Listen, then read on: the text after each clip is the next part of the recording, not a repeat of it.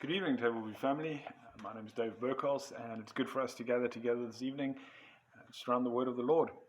Just been reading through 1 Kings, and especially Elijah having killed the prophets of Baal after they would have sought to make a mockery of the Lord.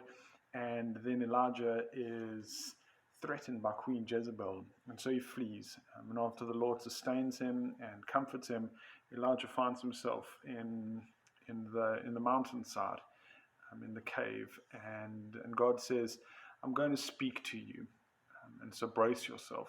And we're going to read from verse 11 in 1 Kings chapter 19, and let's read together. And he said, "Go out and stand on the mount before the Lord. And behold, the Lord passed by, and a great and strong wind tore the mountains and broke in pieces the rocks before the Lord. But the Lord was not in the wind.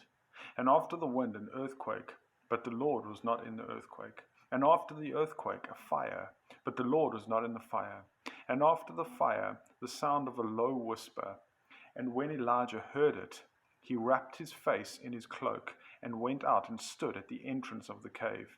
And behold, there came a voice to him and said, 'What are you doing here, Elijah?'" Now, let's speak to what the Lord would say in a moment when he says, "What are you doing here?" But first of all, I just want to highlight to us how the Lord speaks to Elijah in this moment. We may often think that if the Lord is going to speak to us, he would speak through fire, he would speak through an earthquake, he would speak through the mighty wind, but instead the Lord speaks through the silence. The Lord speaks through the absence of all of those other things. That's not to say that the Lord can't speak through the fire, the earthquake, and the wind, but more often than not, isn't it that the Lord would speak through the silence in our hearts, the silence in our lives, and not necessarily the big events?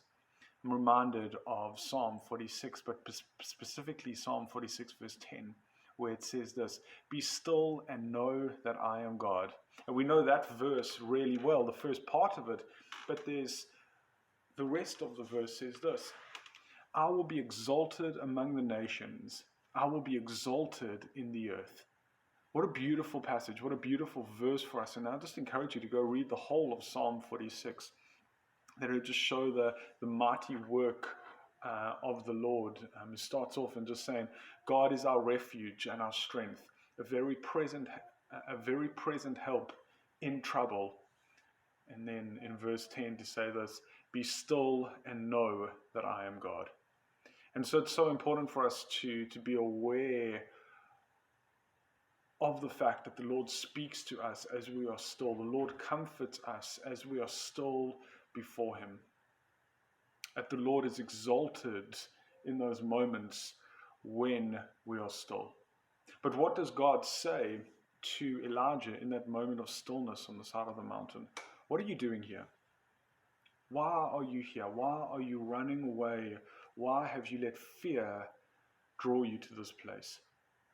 And it's an important question that we may have to ask ourselves at some point, being aware that we are not Elisha and that we mustn't put ourselves into that. But it doesn't mean that the Lord doesn't ask us the same question sometimes in our lives. What are you doing here? Why have you let fear lead you to this place?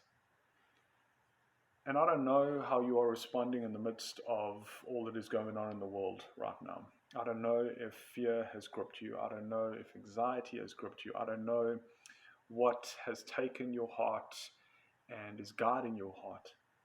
But I would encourage you to be still before the Lord today. I would encourage you to go and meditate upon Psalm 46, that the Lord is an ever-present help for us in times of trial. To be still and know that God is God, that he will be exalted among the nations. And I love that it says that. It doesn't say that he is right now in this place of where we are able to see him exalted over the nations, of all that he is doing. But the Lord is working, and we will see his hand. We don't know when, but we will see it. And so I just encourage you, be still. Know that he is God, and know that he is working. and do not let fear lead you away from the Lord, but let it drive us to our knees before the Lord. Bless you.